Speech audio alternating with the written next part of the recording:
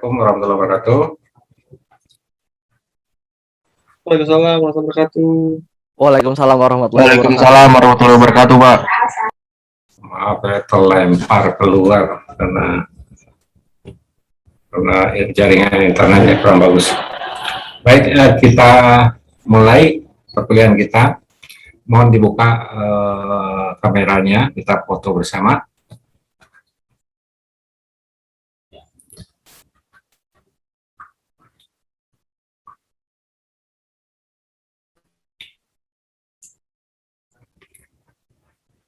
Minta tolong Ulfa juga ya. Minta tolong Ulfa screenshot dan kirim ke grup. Maaf Pak, tadi gimana? Suaranya putus-putus. Minta tolong di screenshot. Oh iya, iya boleh Pak.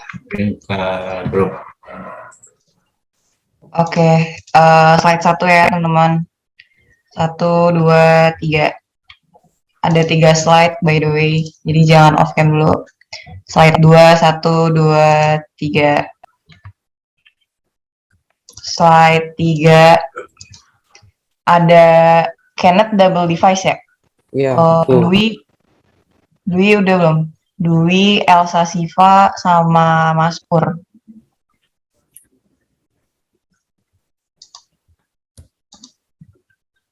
Ya, 1, 2, 3. Ya, udah guys. Ya, sudah Pak. Nanti saya kirim di grup ya Pak. Gema Terima kasih. kayak Yesus dah. Mohon maaf Pak, salah Pak. Ya, apa?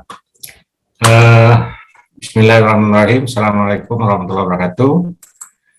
Kita kuliah hari ini, forumnya kelas besar. Topiknya adalah metabolisme industri, ya, dan industrial symbiosis. Saya tanyakan dulu, absen presensi sudah terisi semua? Sudah tidak masalah? Absen di leads ya Pak? Hah? Halo Pak? Ya, sudah mengisi? Ya.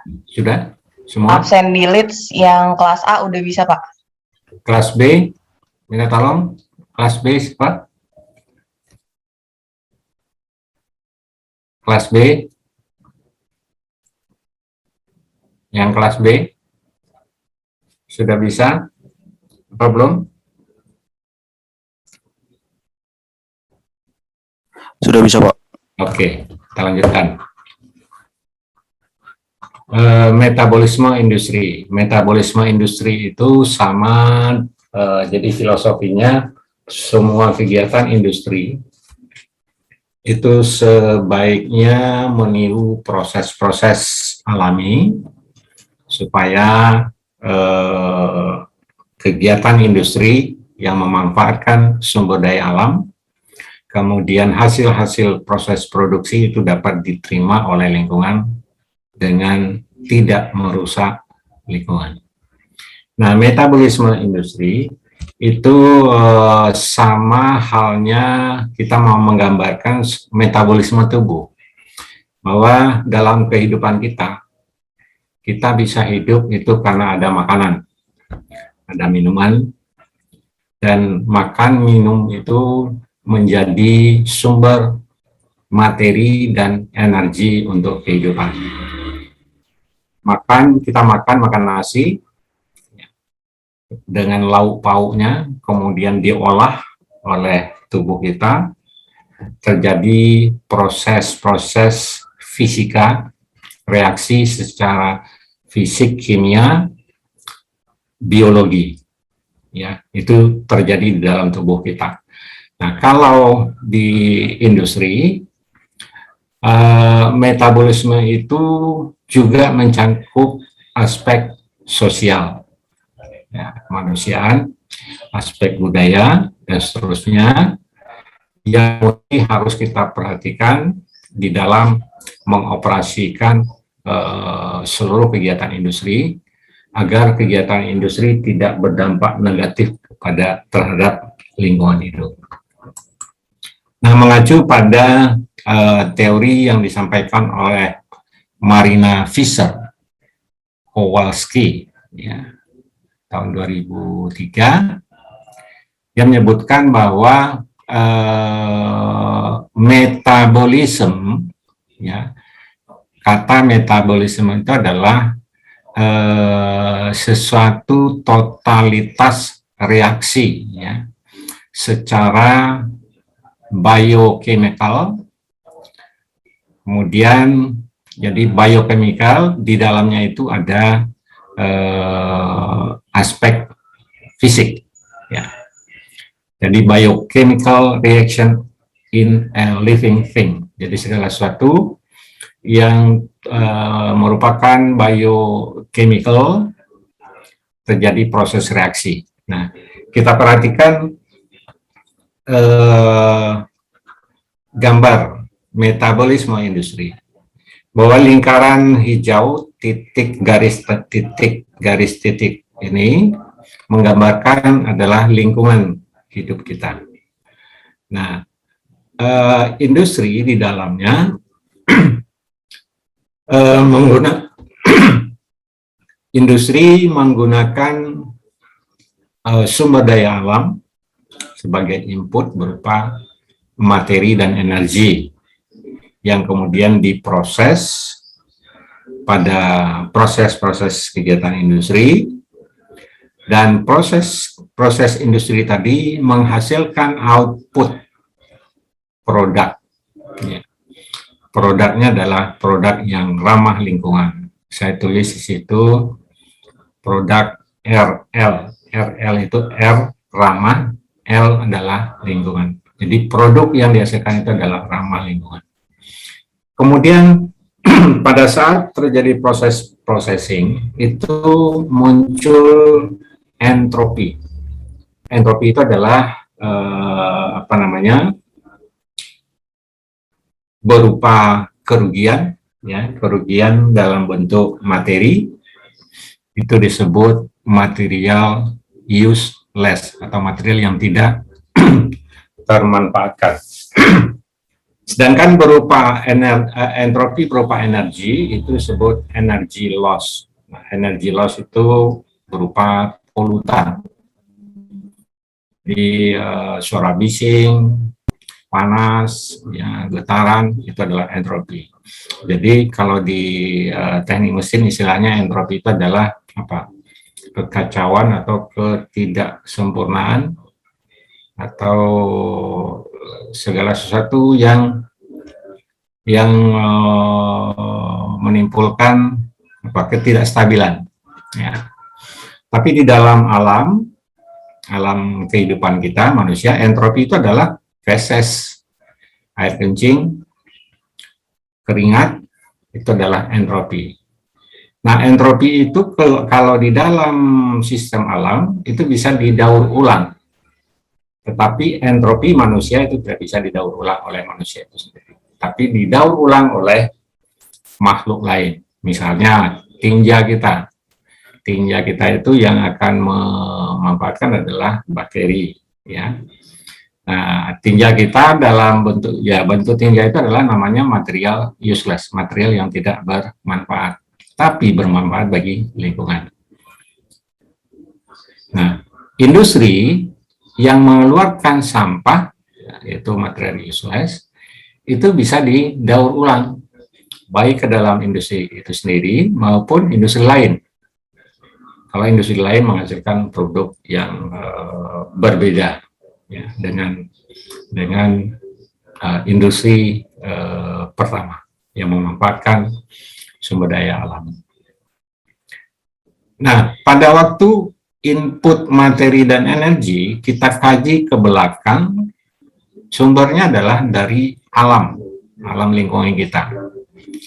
Jadi baik material, ya, maupun energi itu sebaiknya kita memilih yang R. R itu adalah renewable. Ya, jadi energi terbarukan. Kemudian selain energi terbarukan, material juga harus material terbarukan. Jadi R itu yang menjadi fokus kita di dalam melaksanakan kegiatan industri agar supaya metabolisme industri itu menghasilkan produk output yang ramah lingkungan. Nah, lalu yang NR. Yang NR itu material di industri misalnya yang tidak terbarukan itu apa? Plastik, ya, atau semua zat material yang diperoleh dari ekstraksi minyak bumi atau fosil. Nah, ini adalah bahan baku atau sumber daya alam yang tidak terbarukan. Jadi yang bergaris merah, strip merah, dan kotak merah itu menjadi fokus kita di dalam mengelola lingkungan. Di mana di sebelah kiri aspek input kita harus perhatikan jangan menggunakan sumber daya alam tidak terbarukan. Kalau toh pun terpaksa menggunakan material tak terbarukan, maka upayakan untuk meminimumkan pemanfaatannya. Kemudian utamakan menggunakan material terbarukan. Lalu dari entropi, material useless-nya itu harus diminimumkan. Begitu juga dengan energy loss. Nah, energy loss ini berupa bising, jadi industri itu ada kebisingan, maka bising itu harus diminimumkan, karena bising itu dilepas ke lingkungan. Bising, kemudian getaran. Jadi entropi dalam bentuk energi loss atau energi yang hilang adalah bising, kemudian radiasi, kemudian getaran, bau, atau ada kesemrawutan, ya, kesemrawutan yang ditimbulkan oleh kegiatan industri, yang kemudian dilepas ke lingkungan. Nah, itu metabolisme industri. Karena apapun yang diproduksi oleh industri, itu semua akan dilempar ke lingkungan. Baik produk yang ramah lingkungan, itu dilempar ke lingkungan. Lalu lingkungan itu siapa? Yaitu manusia. Ada tumbuh-tumbuhan, ada hewan. Jadi harus memberikan manfaat untuk semua. Sehingga dengan demikian, metabolisme industri, bedanya dengan metabolisme tubuh adalah bahwa pada metabolisme industri ini kita harus memperhatikan aspek sosial. Di mana aspek sosial? Yaitu di bagian penerima output produk ini maupun penerima dampak dari entropi atau limbah yang dicampakkan oleh industri ke lingkungan. Demikian metabolisme industri. Silakan kita berdiskusi tentang metabolisme industri.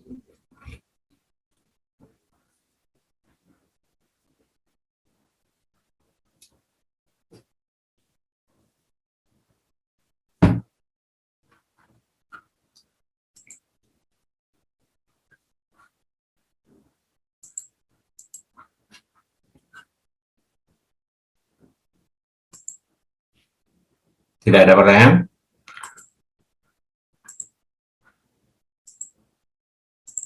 Saya lanjutkan.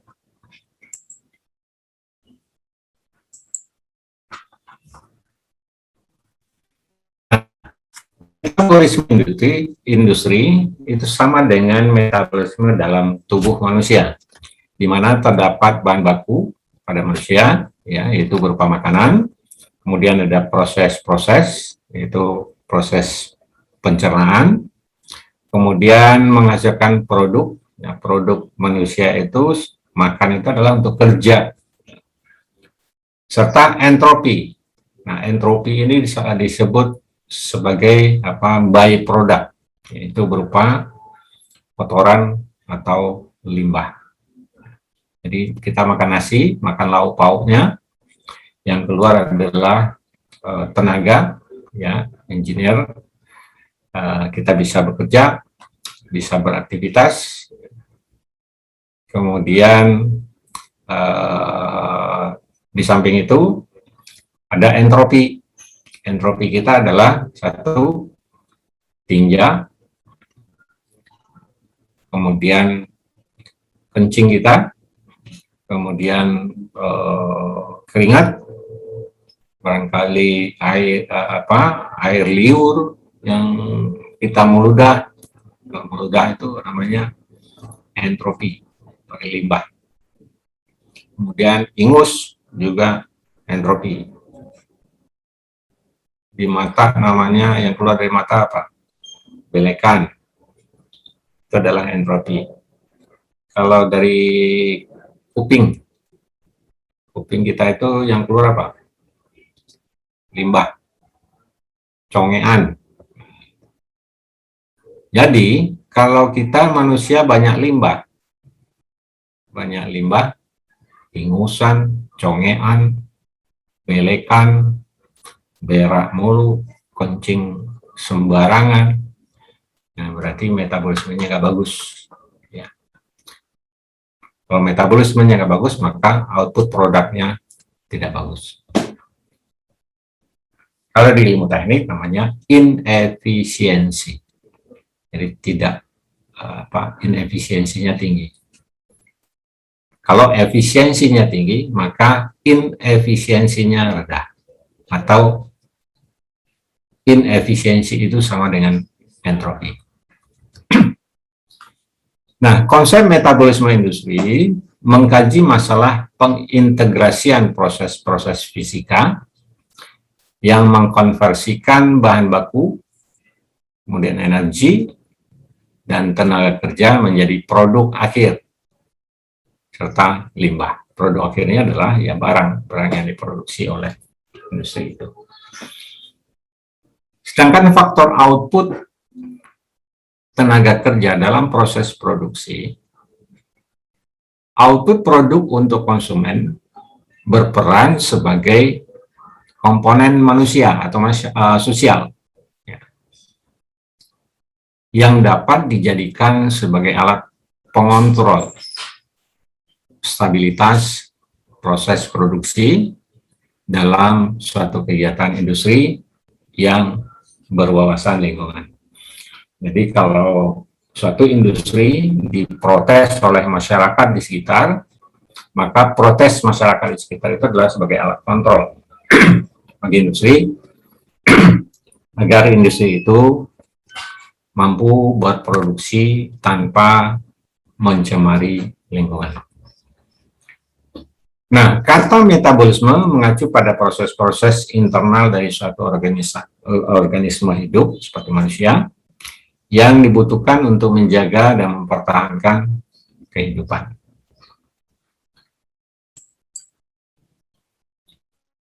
Ya,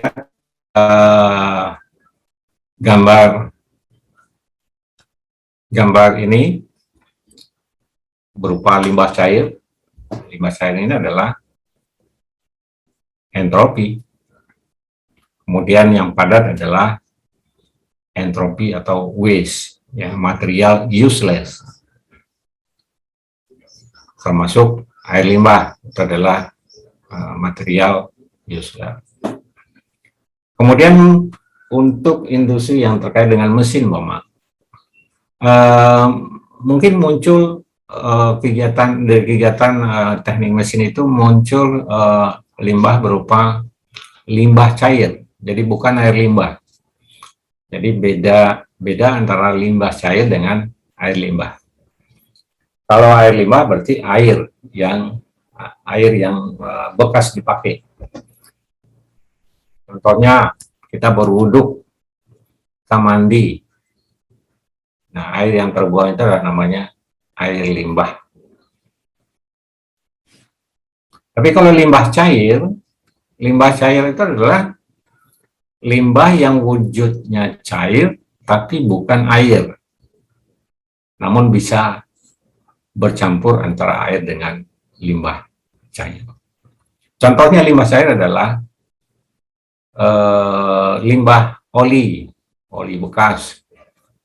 Itu adalah namanya limbah cair, bukan air limbah.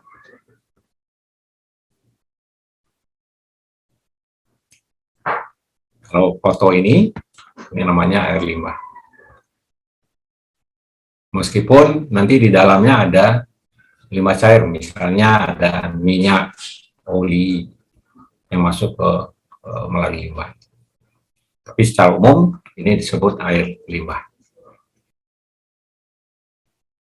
Nah, bagaimana kalau seandainya air limbah dengan limbah cair bercampur? Ya harus ditreatment, diseparasi, dipisahkan antara limbah cair dengan air limbah, termasuk limbah padat yang ada di dalam limbah cair. Bagaimana caranya? Itu diproses pada wastewater treatment plant.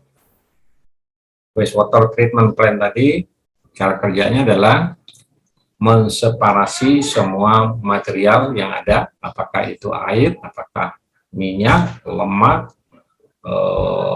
non-minyak lemak berupa zat padat lainnya. Itu nanti akan di dalam wastewater treatment plant itu akan terpisah.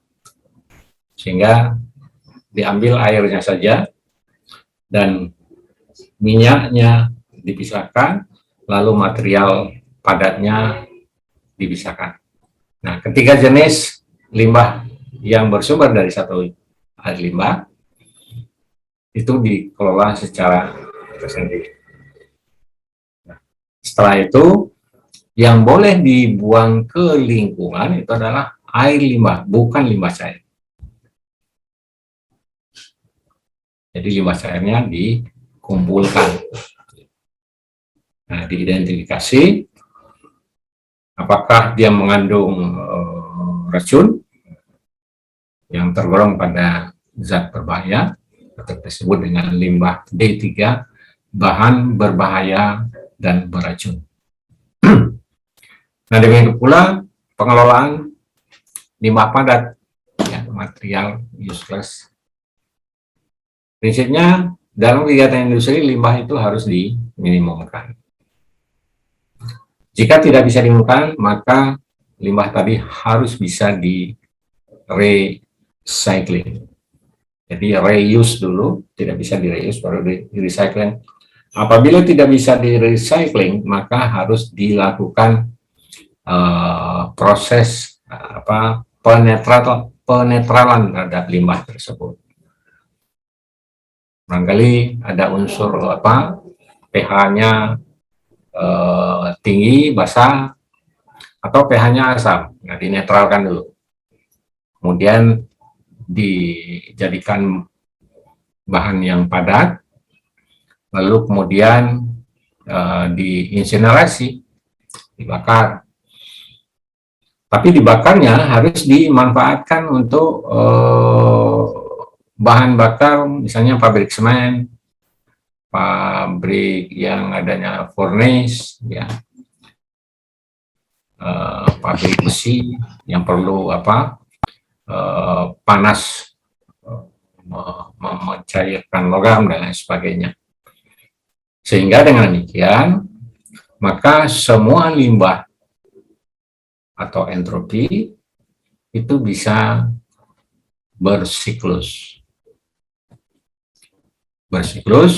dimanfaatkan oleh pihak lain. Jangan sampai limbah itu menjadi ancaman bagi kesehatan masyarakat maupun kesehatan lingkungan, serta keberlanjutan kegiatan industri itu sendiri.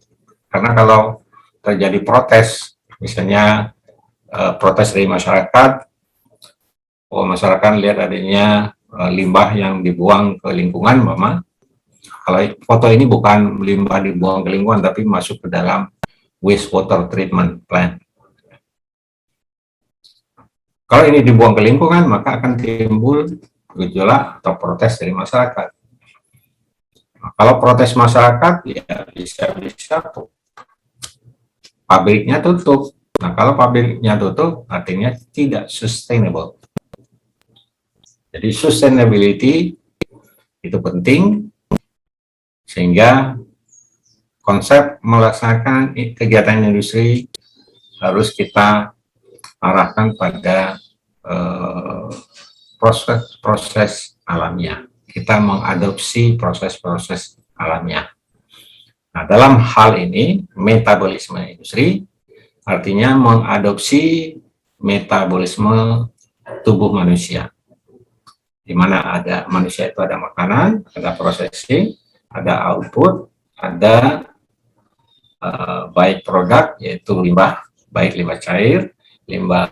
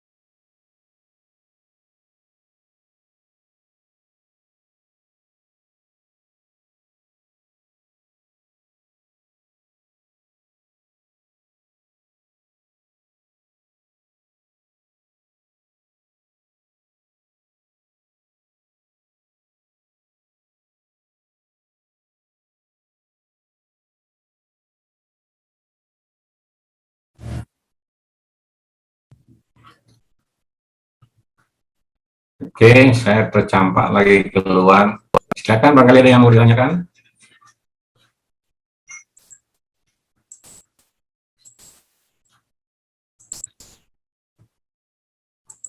Tidak ada? Saya lanjutkan.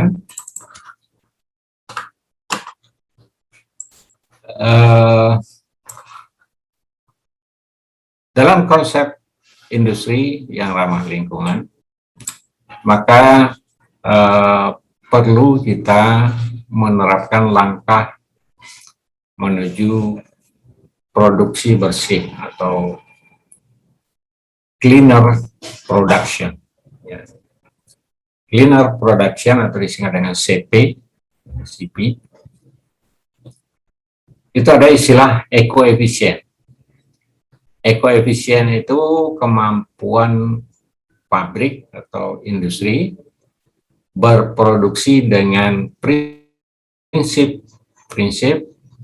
bersih lingkungan, kemudian berupaya untuk mereduksi dan mengeliminasi limbah, serta risiko pada produk maupun pada saat proses produksi. 3, menghemat biaya dan selalu memperbaiki mutu produk dan menyelamatkan manusia dan lingkungannya. Menyelamatkan manusia baik itu di dalam industri itu sendiri maupun masyarakat yang ada di sekitar industri, termasuk konsumen pemakai produk industri tersebut. Nah, apa contoh produk industri yang tidak memberikan keselamatan pada konsumennya? Contohnya adalah kalau Anda memproduksi mobil tapi ada sistem di mobil tersebut, ada komponen-komponen tertentu dalam pada mesin tersebut maupun pada proses produksi mobil tersebut yang diduga menggunakan bahan yang membahayakan konsumen pada waktu produk tersebut digunakan oleh konsumen.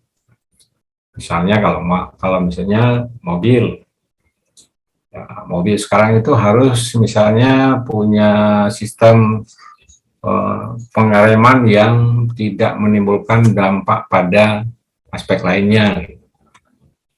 Kemudian kalau ada sopir atau yang pengendara mobil itu tidak barangkali lalai atau tidak disiplin, maka teknologinya itu sendiri harus mampu mengingatkan pada si pemakai produk tersebut.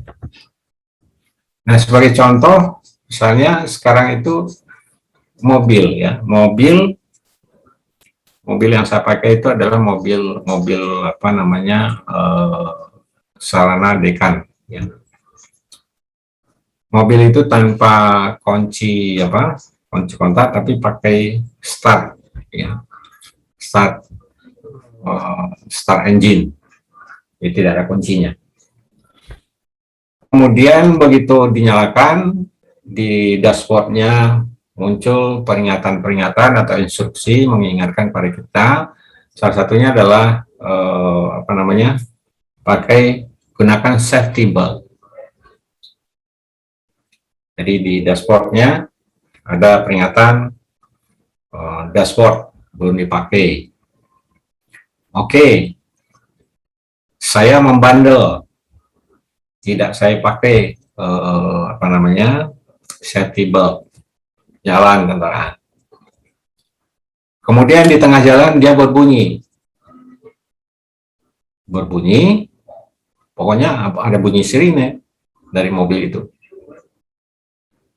Sampai kita memasang safety belt. Jadi teknologi yang dibuat itu mengingatkan pada konsumen. Konsumen itu harus mengikuti instruksi yang diberikan oleh teknologi yang dia beli. Nah, inilah produk-produk yang ramah lingkungan yang saya maksud. Kemudian suatu ketika ada peringatan lagi, misalnya bannya, katakanlah tekanan bannya tidak sesuai dengan standar. Nah, di dashboardnya ada pemberitahuan malfunction namanya. Nah, kalau malfunction ada bacaan itu, kemudian kita hiraukan atau kita cuek ya, kita tidak perhatikan, kita tetap saja jalan. Maka satu ketika mobil itu berhenti, tidak bisa dipergunakan. Nah, ini adalah salah satu model produk yang ramah lingkungan yang menyelamatkan konsumen. Untuk itu, maka lakukanlah langkah-langkah menuju produksi bersih. Jadi mobil yang saya pakai itu adalah mobil yang bersih lingkungan, artinya dia memberikan tingkat keamanan yang sangat tinggi. Diperintahkan pakai safety belt, kemudian kita bandel, cuek, dia peringati pakai alarm. Alarmnya bunyi 3 kali. Kita cuek, terus alarmnya bunyi 4 kali. Kita cuek tanpa menghiraukan, alarmnya bertambah panjang. Kita cuek, jalan, akhirnya mobil itu berhenti. Jadi teknologi yang diproduksi oleh industri tadi memaksa pada konsumen untuk ya mentaati aturan gitu, aturan yang dibuat oleh pabrik tadi. Pabrik tadi membuat mobil seperti itu supaya sopirnya disiplin. Toh disiplin itu untuk keselamatan dia sendiri. Nah, selanjutnya langkah menuju produksi bersih yaitu pendekatan proses bersih, yaitu dengan cara melakukan modifikasi terhadap proses dan teknologi. Jadi teknologinya kita modifikasi atau diinovasi, ya termasuk proses-prosesnya, sehingga mampu menghasilkan produk tanpa limbah, tanpa pencemaran. Tapi limbah dan pencemaran itu tidak berarti tanpa, ya. Artinya masih ada 0,0 sekian, sesuai dengan hukum termodinamika atau sesuai dengan hukum alam, bahwa transformasi itu tidak pernah ada yang sempurna. Yang sempurna itu hanya Tuhan. Jadi proses-proses produksi bersih itu pasti ada ketidaksempurnaannya. Ketidaksempurnaannya itulah yang harus kita minimumkan.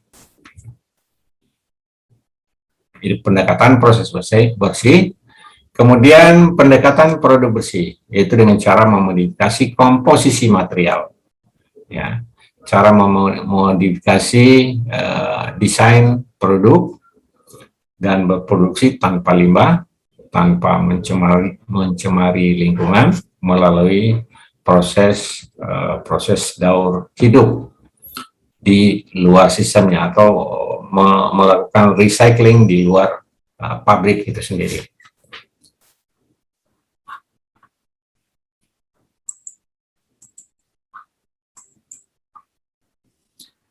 Kemudian langkah berikutnya adalah industri harus menggunakan material yang berkualitas. Nah, menggunakan material yang berkualitas itu sama seperti kalau kita makan nasi. Kalau kita makan nasinya nasi basi, ya pasti mencret. Nah, mencret itu adalah entropi. Entropinya banyak, limbahnya banyak. Oke, kalau kita sudah menggunakan material berkualitas. Tapi untuk produk tertentu, material itu kan tidak hanya satu macam. Nah, ini juga sama seperti kita makan. Kita makan itu tidak hanya nasi saja.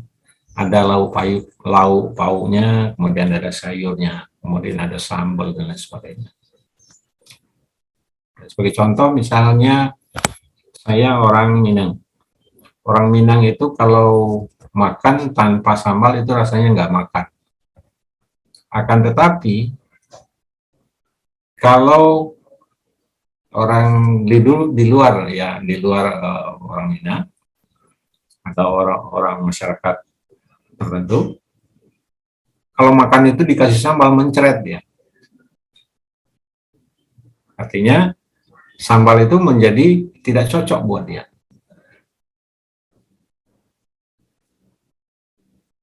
Kalau dia mencret berarti ya entropinya enggak. Artinya apa? Bahwa setiap orang itu berbeda kemampuan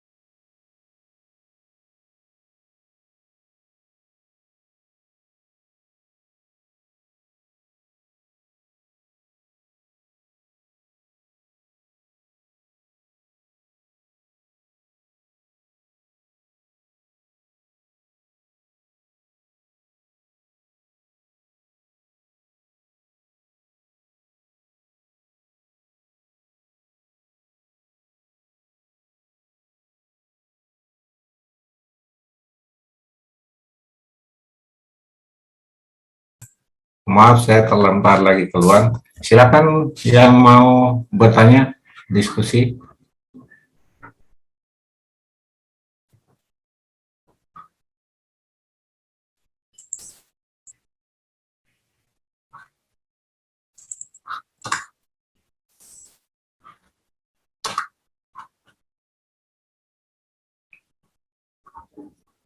Stefani bisa menjelaskan?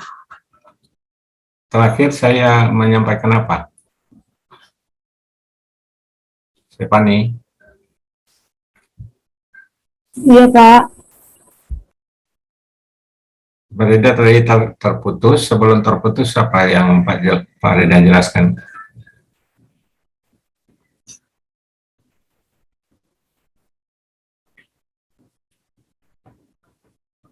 Ulfa, barangkali minta tolong. Pak, saya nggak begitu dengar. Saya dari di kamar mandi tadi. Oke. Siapa yang tahu? Yang mendengar Pak Reda nggak nyata tadi terputus.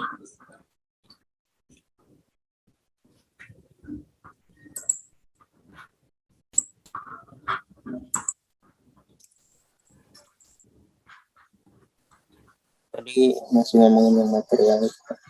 Ya, terus Ngomongin yang material, penggunaan materialnya material. yang dari bahan bakunya itu. Oke. Jadi penggunaan material yang tidak berkualitas, Bapak ya.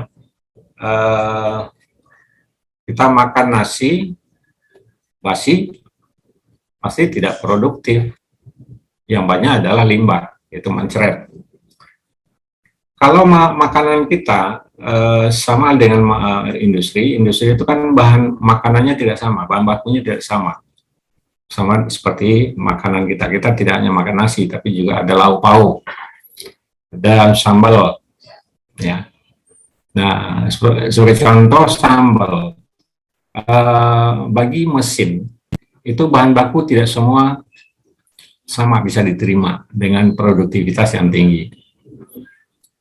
Kalau saya orang Minang, makan nasi ditambah dengan sambal, ya, itu adalah material pembantu ya, bahan baku pembantu. Makan sambal banyak nggak masalah, tapi kalau orang lain yang pantangan dengan sambal, maka dia menjadi tidak produktif. Gitu. Nah, untuk itu mesin yang ada di industri kita itu harus bisa kita pahami bahwa semua mesin tidak sama. Sebagai contoh, mesin mobil keluaran tahun 2021 dengan mesin mobil yang keluaran 2010. Ya, 2010 dengan 2001. Bedanya 12 tahun. Itu teknologinya sudah beda. Dengan teknologi yang berbeda, bahan bakarnya sama, katakanlah bahan bakarnya sama-sama Pertamax, maka produktivitinya akan berbeda.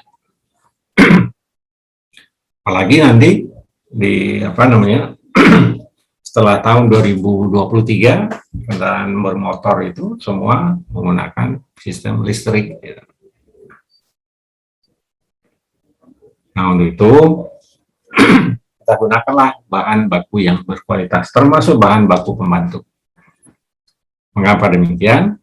Supaya kita bisa menghemat sumber daya alam yang kita gunakan sebagai bahan baku, sekaligus meminimumkan pencemaran lingkungan yang datang dari limbah proses-proses produksi. Nah, prinsip utama dalam strategi produksi besi, pertama, terapkan racing, lakukan perencanaan ya, ulang terhadap segala sesuatu, kemudian bahan baku itu setelah dipakai ada sisa, kemudian harus bisa di-reuse, digunakan kembali, reuse. Kalau bahan yang jadi limbah tadi tidak bisa di-reuse, maka upayakan limbah yang tidak terpakai tadi di recycle. Kemudian limbah yang di recycle tadi sudah di recycling sampai dia tidak bisa lagi di recycling. Maka tahap berikutnya adalah lakukan reduksi terhadap limbah tadi. Apabila limbahnya sudah direuse dan sudah direduksi, masih muncul limbah, maka lakukanlah recovery. Contohnya seperti tadi oli. Oli setelah dipakai lagi untuk apa, kemudian dipakai lagi untuk apa, masih sisa, yang tersisa nantinya adalah berupa kotoran apa seperti pasir ya yang berminyak. Nah, itu sudah tidak bisa lagi di recycling, digunakan kembali. Nah, lakukanlah recovery. Recovery-nya apa? Recovery-nya adalah misalnya jadikan limbah tadi, limbah minyak yang sudah menjadi pasir tadi, menjadi sebuah batu bata, bentuk dipadatkan seperti batu bata. Lalu diapakan? Dijadikan sebagai bahan bakar untuk pabrik semen, pabrik peleburan besi, dan lain sebagainya. Demikian. Nah, kemudian industrial symbiosis. Industrial symbiosis itu adalah di mana di dalam satu kawasan industri itu menghasilkan suatu produk, maka suatu industri yang produknya tadi disampaikan dijual ke konsumen, kemudian ada sisa berupa limbah. Limbah dari pabrik tadi dimanfaatkan oleh pabrik lain. Ya. Seperti gambar ini. Jadi sistemnya produk dimanfaatkan ya secara sirkulasi. Atau digambarkan seperti ini. Pabrik A memproduksi barangnya dijual ke pasar, diterima oleh konsumen, dan mengambil bahan baku dari alam. Pabrik ini mengeluarkan limbah, dan limbahnya ini dimanfaatkan oleh pabrik B. Ini namanya simbiosis. Dia tidak saling melawan, ya, tapi saling memberikan keuntungan. Pabrik B ini mengambil limbah dari sini, kemudian pabrik B ini mengeluarkan limbah, dimanfaatkan oleh pabrik C. Pabrik C ini mengeluarkan limbahnya tadi dimanfaatkan sebagai bagian dari bahan baku atau bahan pembantu untuk kegiatan pabrik A. Sehingga di sini timbul keadaan sirkulasi, ya, yang dikatakan sebagai sirkulasi ekonomi. Jadi sini muncul keuntungan dan limbahnya itu disimbiosis, ya, dimanfaatkan oleh pabrik yang lain. Sehingga yang keluar dari suatu kawasan industri itu hanyalah berupa produk yang ramah lingkungan. Demikian. Ini contoh industrial symbiosis.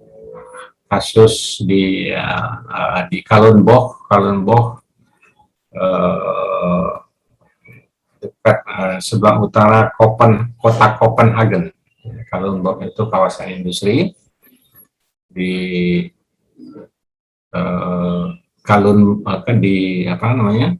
Copenhagen, negara Denmark.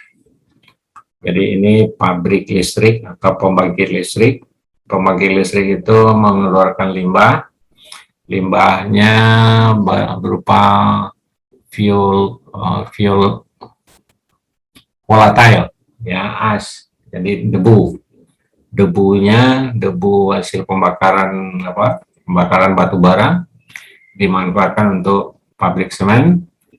Kemudian limbah panasnya itu digunakan untuk memanas air di rumah, atau juga bisa digunakan untuk memanaskan air kolam ikan, ya.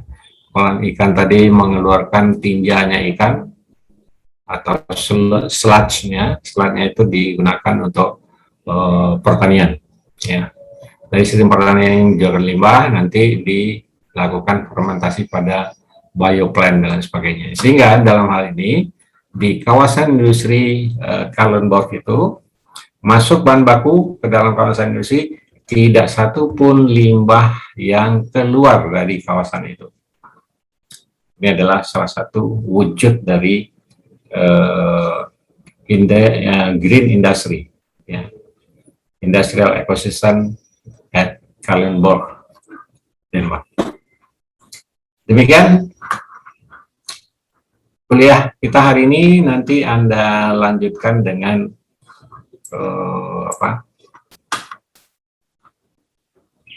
aktivitasnya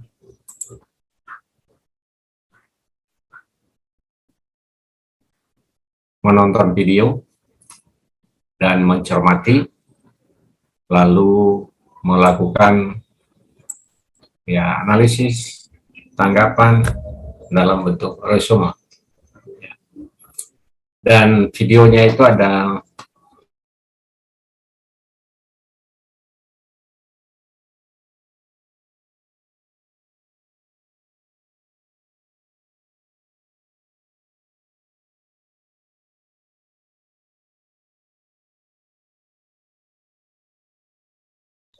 Ada 8 ya, Pak.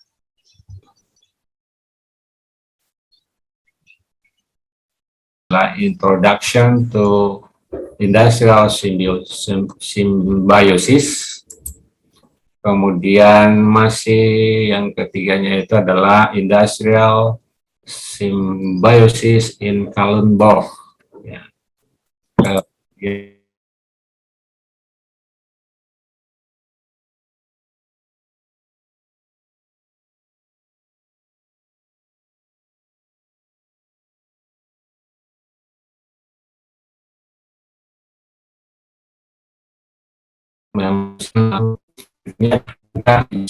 Kemudian ini ada video singkat animasi yang menjelaskan apa itu industrial symbiosis.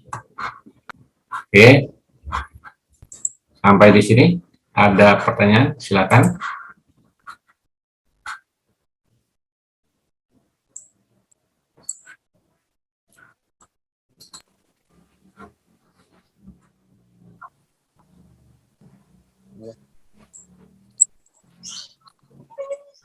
Mana?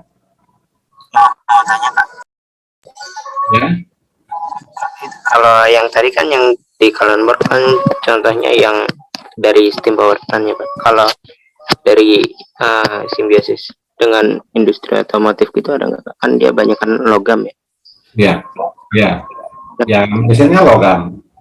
Ya semua pabrik itu yang bisa di recycling, bisa dimanfaatkan untuk industri lain. Tapi bukan industri itu yang mesti membangun, enggak. Yang membangun itu ya, pemerintah merancang supaya semua material itu bisa terpakai dengan baik, dan kemudian industri itu menghasilkan produk yang berkualitas. Mungkin kalau industri otomotif ya, atau karoseri atau ya fabrikasi mobil, mungkin yang tersisa itu adalah oli tadi, ya, sisa-sisa oli yang sudah dimanfaatkan, disaring, yang tersisa adalah berupa pasir tadi, arang-arangnya itu. Nah, arang-arang itulah yang dikumpulkan, kemudian dijadikan seperti batako ya. Itu nanti dipergunakan untuk bahan bakar untuk industri semen, untuk industri peleburan logam dan lain sebagainya. Begitu Tulus. Silakan yang lain. Sudah azan. Kita akhiri pertemuan kita. Iya, boleh Pak. Kita akhiri ya. Baik, nanti tinggal yang diakhiri itu adalah kuliah tatap muka virtual ini. Kuliah selanjutnya dilanjutkan dengan menonton video, kemudian diskusi sendiri, menganalisis, ya. Baik, terima kasih. Billahi taufik wal hidayah. Assalamualaikum warahmatullahi wabarakatuh. Waalaikumsalam. Waalaikumsalam warahmatullahi wabarakatuh. Terima kasih banyak Pak. Waalaikumsalam warahmatullahi wabarakatuh. Selalu Pak. Banyak Pak.